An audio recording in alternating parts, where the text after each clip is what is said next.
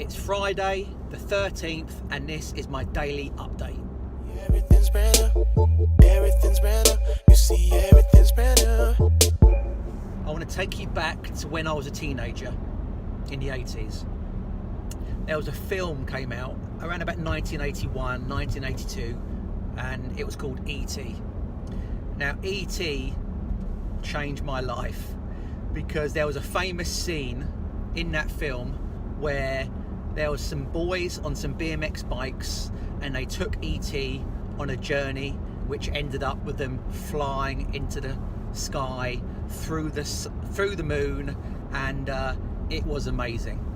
Well, that really brought BMX to the mainstream. After that, BMX went crazy. So I was 12 years old and I had to get into BMX biking.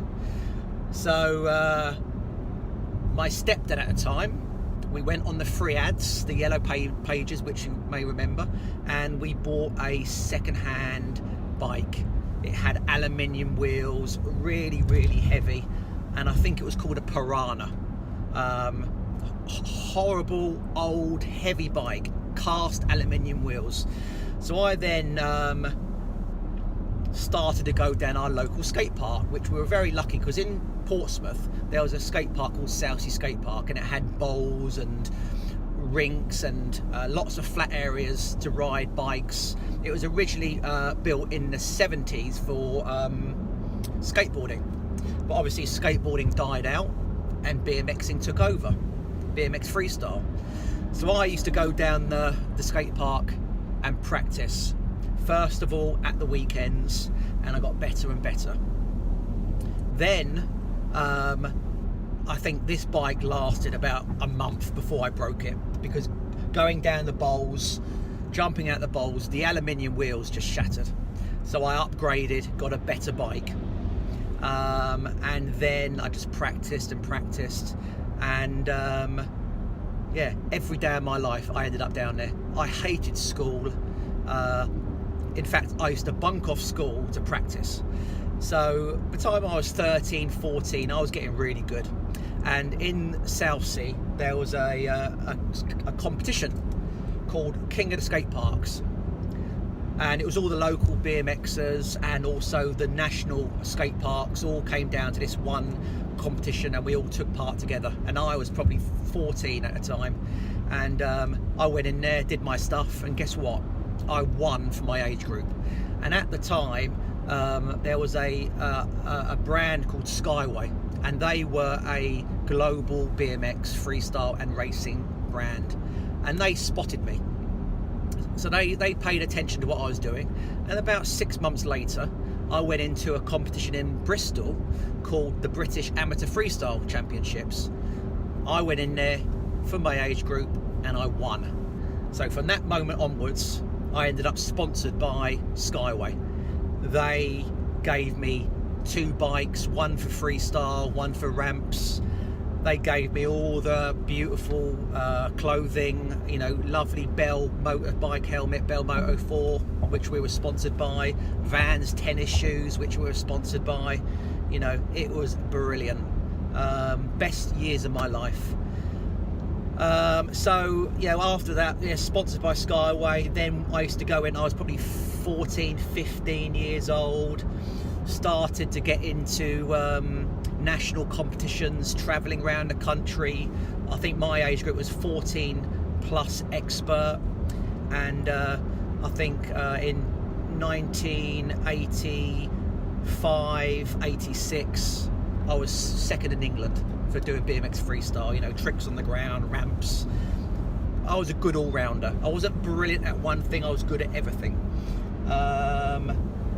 But yeah, that was a really good part of my life. You know, it made me focus. I think this really started me onto my entrepreneurial journey, because I knew I was practicing every day. You know, my mum was pretty easy with me. You know, if I didn't want to go to school, she used to write me a note to say, oh, Nicholas ain't very well today. And I used to get my bike. I used to do the morning session in the skate park, 10 to 12. Then I used to do the afternoon one, 2 to 4, and then the evening one, 6 to 8. every day of my life, riding that bike, riding the bowls. Some of the tricks were really dangerous, and I used to fall off all the time. But guess what?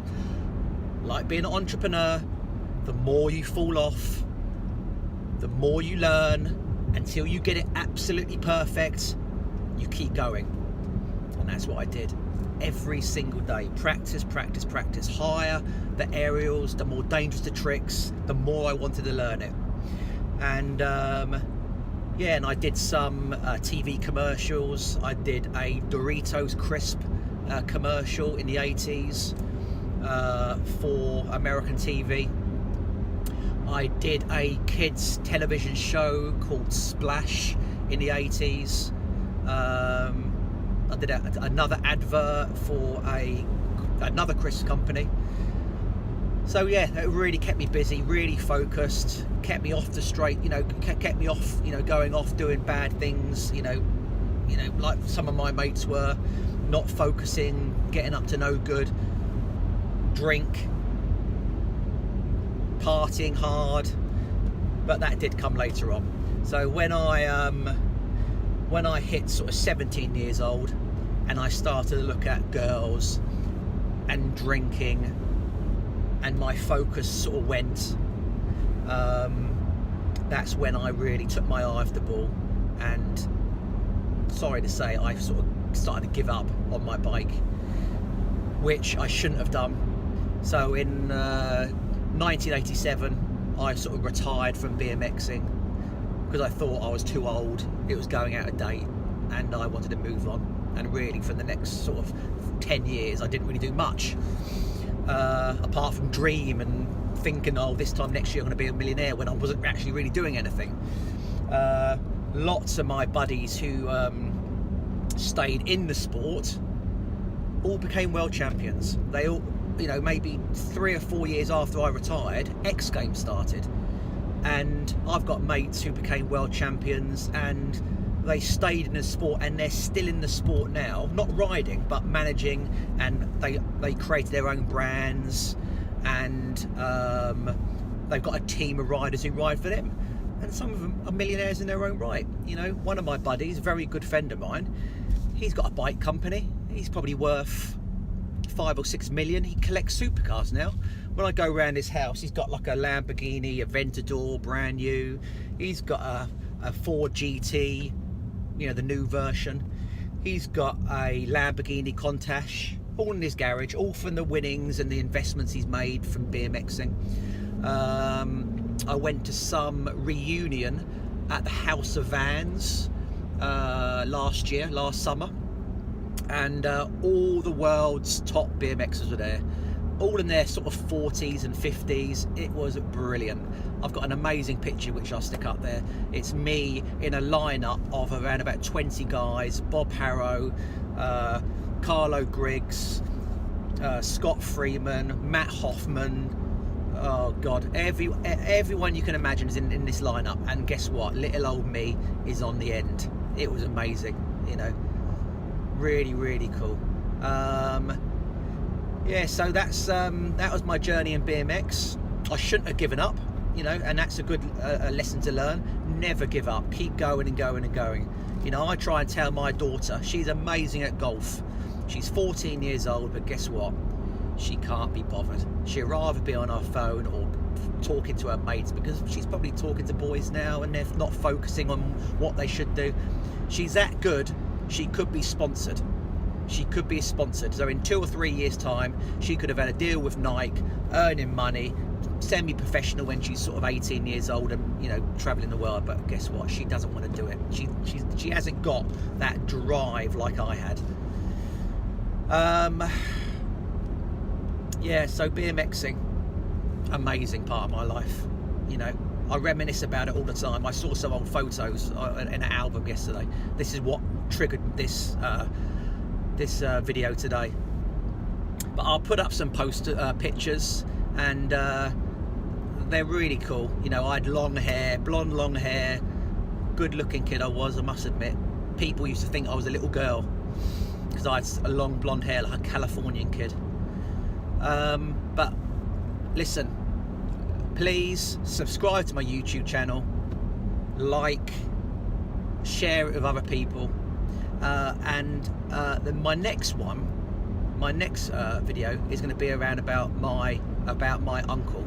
I've got a very famous uncle, sadly passed away 8 years ago, called Lionel Jeffries.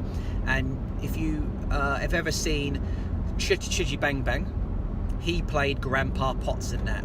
Where Lionel is my dad's brother. You know, he played a big part of my life growing up, all his films on TV, so I'm very, very proud. So I'll do a video about him next.